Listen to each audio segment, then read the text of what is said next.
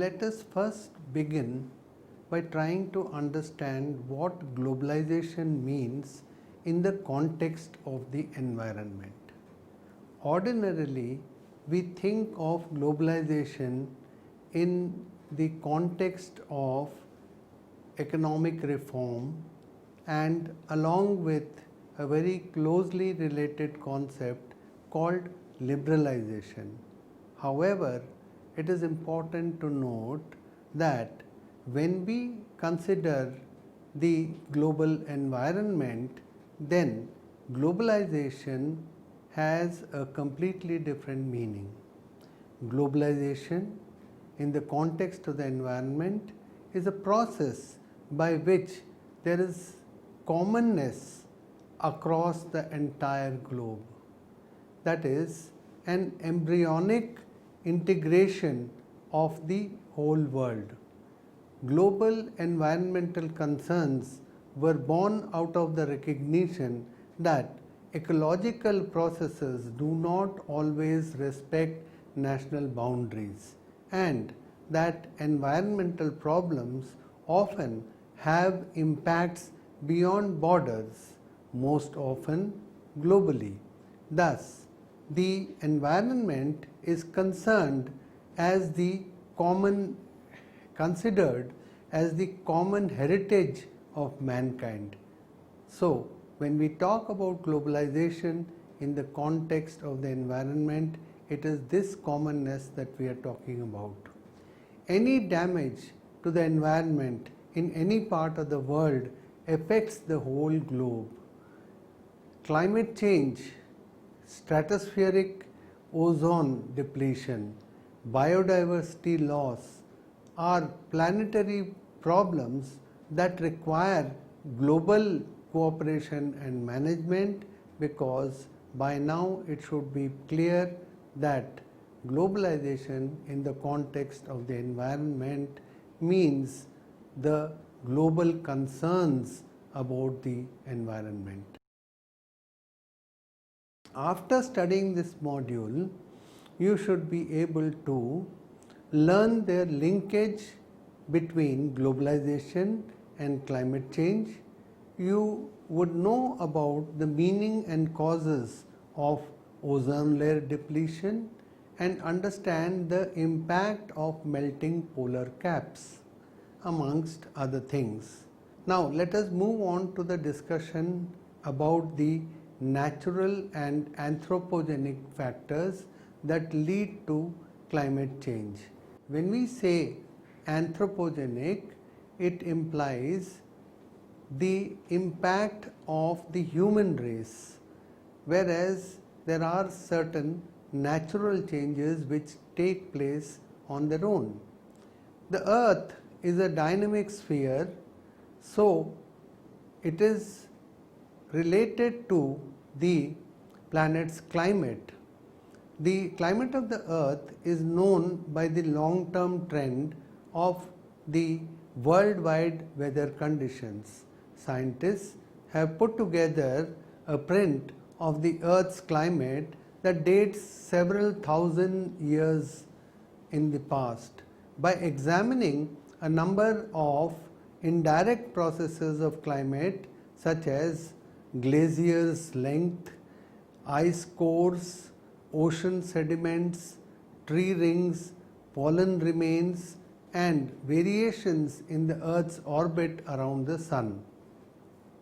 Climate changes prior to the Industrial Revolution in the 1700s can be explained by natural causes. Research shows that natural causes are not likely to elucidate the warming that has observed, particularly warming ever since the mid of the 20th century. However, human actions can possibly account for most of that warming. The Earth's temperature depends upon the balance between the energy entering and leaving the planet's system. When the Earth system absorbs the incoming energy from the Sun, the earth warms up, while the earth shuns warming when the energy that comes from the sun is reflected back into the space. Earth cools out after the energy is released back into the space. The causes of climate change is often very debatable and complicated. However, there is a strong verification that natural causes like changes in the output from the sun alone cannot explain our changing climate. Instead, it is increasingly believed that lifestyles and the activities of the human population on the earth are constantly causing such changes and such damage to the earth's atmosphere. Climate change refers to any significant change in the measure of the climate lasting for extended periods of time. It comprises significantly of changes in the temperature, wind patterns, precipitation, amidst other impacts that happen over numerous decades or even longer periods. The rise in the temperature alone is not indicative of climate change. Indeed, in some places, fall in the temperatures has also been witnessed. The greenhouse effect is a natural process that warms the surface of the earth. As the sun's radiation reaches the earth's atmosphere, a small portion is reflected back into space and the remaining is absorbed and re-radiated by these greenhouse gases. The earth receives energy in the form of sunlight from the sun, and the earth's surface heats up while absorbing some of this energy. This is exactly why the surface of a road is hot even after sunset, due to the absorption of a lot of the sun's energy. Earth cools off by giving out energy known as infrared radiation. However, before this radiation flights to the outer space, the greenhouse gases present in the atmosphere absorb a part of it, turning the atmosphere to become warmer. Hence, the warming of the atmosphere also makes the earth's surface warmer. This is a cycle which keeps continuing day in and day out, and as a result there is global warming. Global warming is an increase in the average surface temperature of the earth due to the result of greenhouse gases. For instance, the emissions from carbon dioxide by the burning of fossil fuels, or due to deforestation, the heat that escapes from the earth is actually entrapped and it actually does not get out into the outer space. The sun bombards the earth with massive amounts of radiation, which leads to a warming of the earth's atmosphere.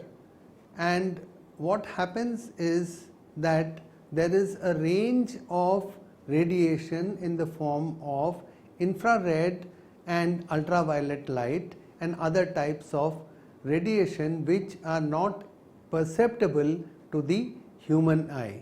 Now let us study the average global temperatures. Since the beginning of the last century, AGT, which is the average global temperature, has risen by 0.5 to 0.75 of a degree over the upcoming decades, and the world could see worse than this, and it could be possible that the average global temperature grows up to 4 degrees. While some regions of the world experiencing temperature which has increased even to the tune of 16 degrees. As per the Intergovernmental Panel on Climate Change, a continued increase at the current rates would raise the average global air in the atmosphere by between 1 to 3.5% by 2100, which is not very far going by the history of the planet. The average rate of warming is likely to be greater than seen any time in the past, maybe in more than 10,000 years in the past. The impact of climate change will not be uniform over the globe. Economic globalization is accentuating the problem of climate change. It is the most intimidating problem that has ever been encountered. A 5.8 degree temperature rise has been predicted by IPCC during the 21st century. This prediction is not based on an inclusive approach of considering faulty development models and global trade leading to a destruction of local vegetation and tropical forest. 600 billion tons of carbon are contained in these forests, which is equal to the present atmospheric content of carbon, and much of this carbon, if released in the coming decades due to global logging activities, will aggravate the ongoing climate change. The IPCC also does not consider the damage that is being done to the world's soil due to industrial agriculture led by export-oriented practices. The world's 25% of the world's carbon dioxide, 80% of nitrous oxide and 60% of methane is now attributed to agriculture.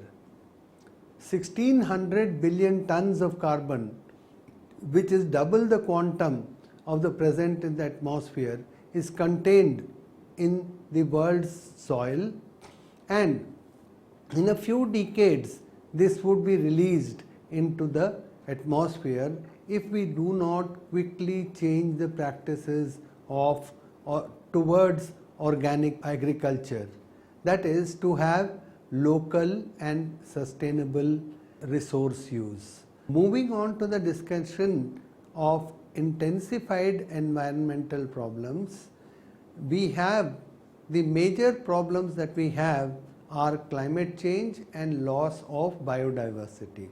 Globalization has resulted in increased consumption of products, resulting in an increase in production of goods that have adversely affected the ecological cycle, and hence they exist a stress on the environmental resources. Earlier people used to consume food growing locally, but with globalization the consumption of foreign products have increased manifold. Trade growth has accelerated, and because of this there has been a depletion of non-renewable resources such as minerals, oil and so on. Increasing levels of consumption necessitating the increase in the production of goods in turn stresses the environment via the carbon footprint. The major mode of transport that has characterized globalization in the past has been the aviation. Aviation is a mode of tourism and transportation, and it is a high emitter of greenhouse gases. It significantly contributes. Greenhouse emissions from aviation has increased from 1990 to 2004 to the tune of about 86%. Its contribution warming is around 4 to 9%. So, while sea transport accounts for 2 to 4% of all the fossil fuels being consumed by the planet each year, and 95% of the trade that is directed is towards the US, and it goes through the sea route, while 70% of the international transport of goods towards the EU also go through the sea route. Improvement in energy technologies are not adequate to absorb the environmental consequences of a 3% increase in shipping per year. Humans, plants and animal diseases spread faster through the increased movement of people and goods around the globe due to the increasing trade that is taking place around the globe. There are ways of protecting the environment from globalization of the kind that is taking place in the past few decades. The companies that are responsible for producing tons of greenhouse gas every month have to switch to the use of gentler and less harmful alternative sources of energy such as solar power, wind power to promote sustainability. The replacement of fossil fuels is also on the agenda of these companies, even though these substitutes are slow to develop in our enormously globalized world. Many wind farms, hydroelectric plants developed in Alberta have revealed the potential to a clean alternative source of energy. Alternative energy sources like solar power has enormous potential, but they are high priced. Therefore, the prices, however, are of course dropping slowly as they are being adopted across the world. So, it is important to ensure that such alternative sources of power become affordable and are adopted by people across the world. The use of alternative sources of energy is likely to lessen the negative impact of globalization on the association between occupants of the world and their environment. Now, we will try to understand what is meant by ozone layer depletion and try to look at the causes of depletion of the ozone layer. A deep layer of gases in the upper atmosphere of the Earth, named the stratosphere, it exists, which encloses the entire globe naturally from the radiation which comes from the outer space. The lower regions of the stratosphere contains a higher concentration of ozone, and it is found to be 15 to 20 kilometers above the Earth's surface. The average concentration being 0.6 parts per million. The ozone layer, but the thickness varies as per the geography and as per the seasons. In the tropics, the highest concentration of ozone occurs at the altitude of 26 to 28 kilometers, while at the poles it is much narrower and lower. So therefore, it is between 12 to 20 kilometers. Ozone molecules have an essential property to block the solar radiation from reaching the Earth's surface. As we have earlier discussed, when the radiation from the sun reaches the Earth's surface, then it warms up the Earth's surface. Now, to obstruct the wavelength which is harmful, it is necessary that this ozone layer be retained.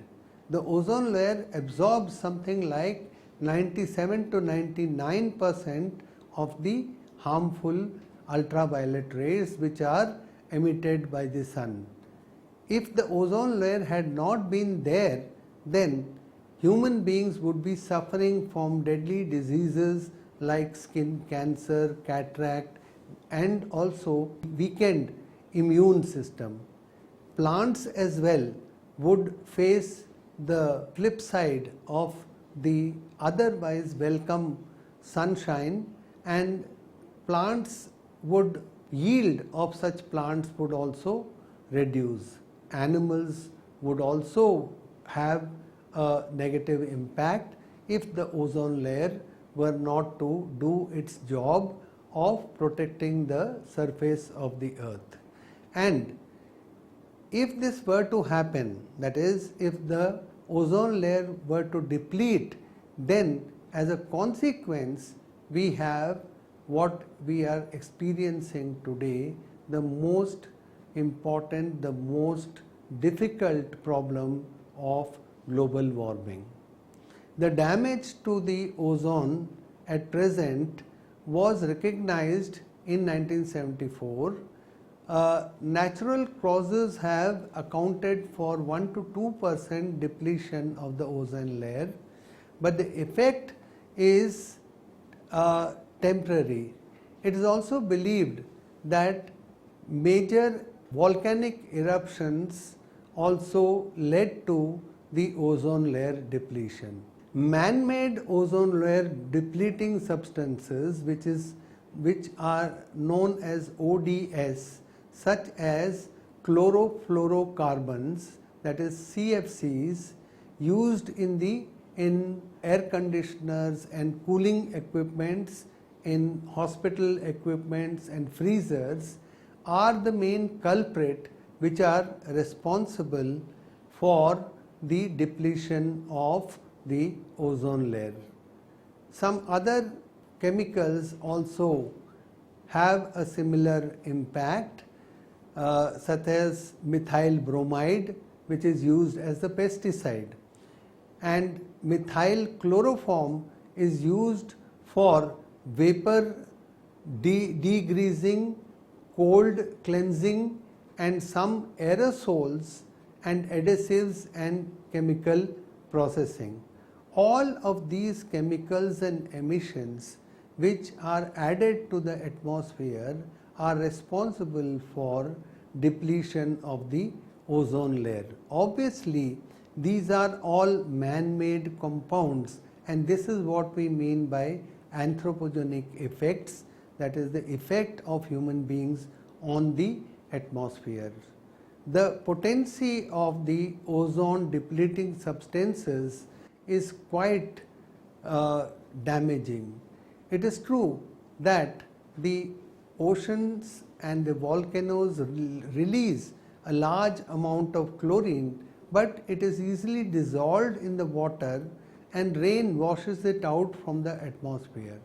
But the problem is that man-made ozone depleting substances are not washed out in the form of rain on the earth or destroyed by some other natural reactions. The natural emissions do not break down the atmospheric ozone, but the man-made chemicals remain in the atmospheric layers from between 20 to 120 years.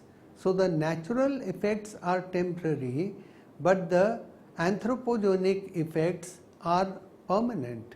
Consequently, due to their relative stability, these chlorofluorocarbons are transported into the stratosphere, where they finally break down the ultraviolet rays, and they discharge what is called free chlorine.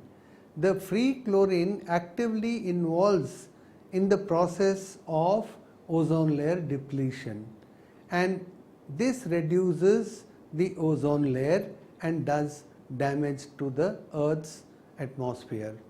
Prominent reduction in the stratospheric ozone has taken place. There has been a slow and continuous ozone diminution of 4% in 10 years of the Earth's stratosphere since 1970. The ozone depletion has been more severe in the polar regions, where we had said that the layer of the stratosphere is much thinner.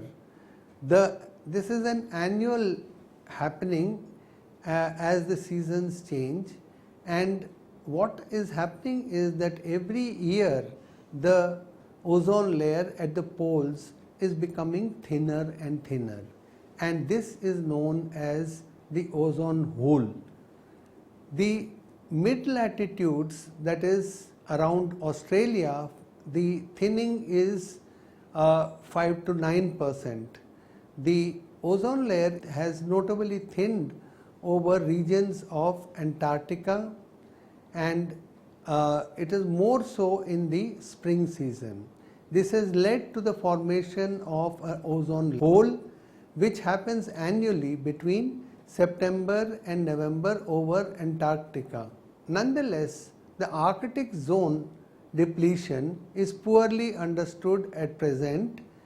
It makes it difficult to estimate the risk of future ozone holes. The late winter intermittently visits such a problem, and the severity of the ozone layer depletion in these holes can be up to even 40%, but it normally lasts for a few days, covering a few hundred kilometers in diameter.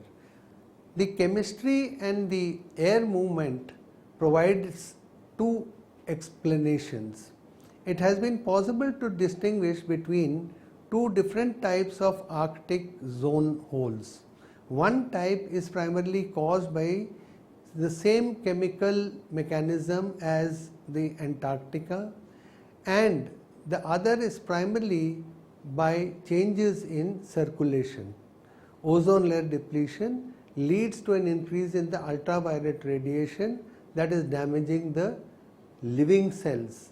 This increases in the Arctic because of the reflective snow cover.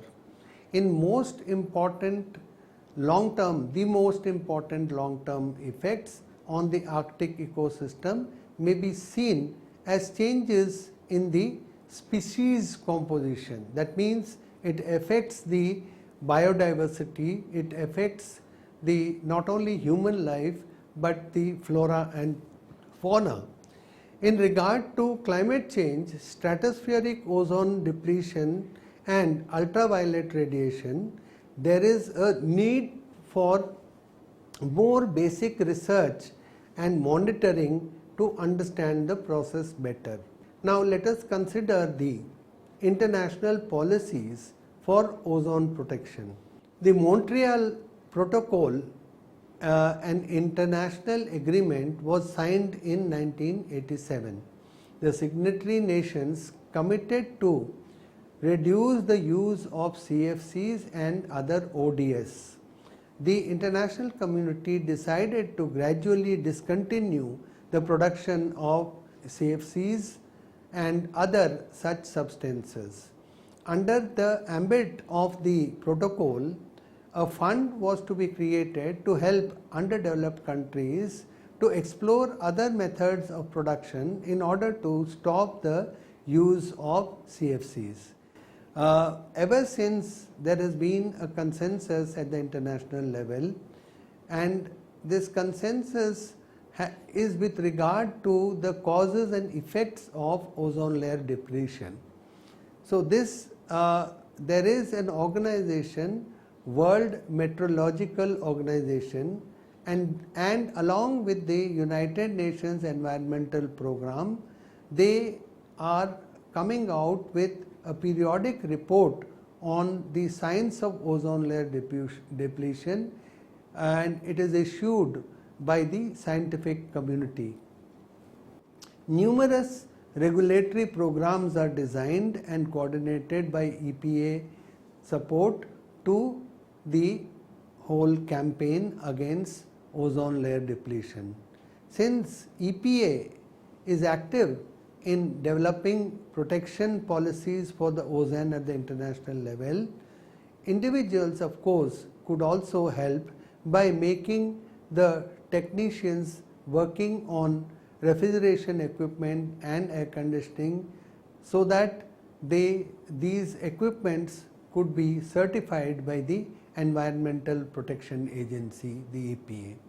Even with the adoption of these efforts, it might take another 100 years for all these destructive substances to fade away from the atmosphere and the ozone layer to return to its normal state. Some research findings would be in place.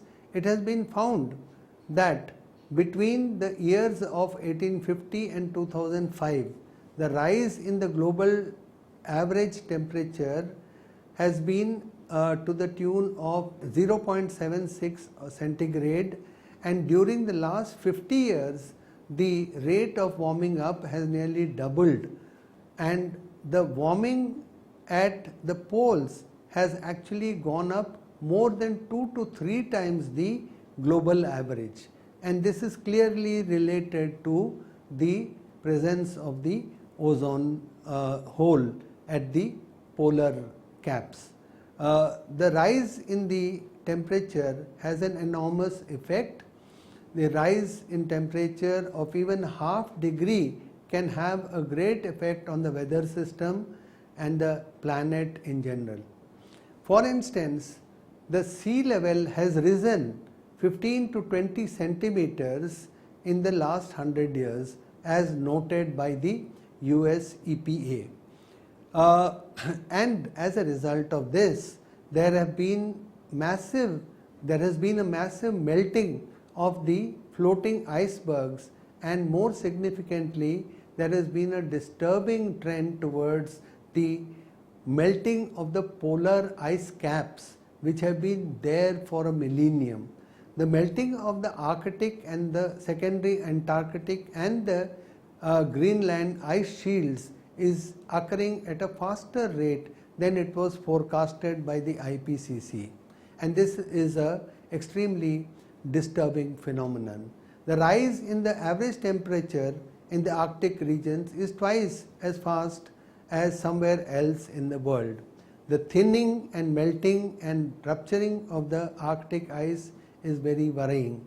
Melting of Ward Hunt ice shelf, the largest and single big block of ice in the Arctic which has been in existence for more than 3,000 years, has started cracking in the year 2000, and over the past few years it has been breaking up into pieces, and at the polar caps sometimes the ice has been shrinking at a very alarming rate. The climate experts suggest that during the peak of the last major intergalactic period, the Arctic was free of summertime ice, which was about 1,25,000 years ago. Today the global average temperatures are moving close to the maximum seen during this age-old period. Similarly, carbon dioxide above the uppermost level in this period, and the impact of global warming on the cryosphere and the polar caps is quite complex. The impact of such a breakup of these huge icebergs known as Larsen's ice shelves stretches beyond the poles, resulting in an impact which is far reaching for the entire globe. The warming itself accentuates accelerated warming. For instance, the loss of sea ice decreases albedo and alters the ability of the ocean to absorb the heat and carbon dioxide. The increased flows from the ice sheet that result in the increase in the sea level is worsened by some other phenomenon which are all precipitated due to human activity. Hence, the climate change is something which is affecting the globe vitally. Now let us look at the impact of the melting polar ice caps. The melting of the land-based ice sheets and glaciers adds to the rising level of the sea, which threatens coastal areas. It would lead to a contamination of the supply of fresh water. However, the sea level remains unaffected when the floating ice on the sea melts. Island nations such as Maldives and cities such as Shanghai, Lagos, whose inhabited regions are merely less than 6 feet above the sea level are at great risk. The native people, plants and animals are already affected due to the melting of the permanent ice. The freshwater lakes enclosed by the Wadhunt ice shelf drained into the oceans with a distinctive ecosystem when the shelf was fractured. Along the coastlines of the Arctic, there is a looming danger of entire villages being uprooted and swamped. It is increasingly difficult for the native communities and to hunt for their daily food, which are whales, seals, walruses and so on, because of the melting of the polar ice caps. They feel threatened and move out of the region, and this threat also leads to the threat which would destroy the cultural identity of these people who are living near the polar caps.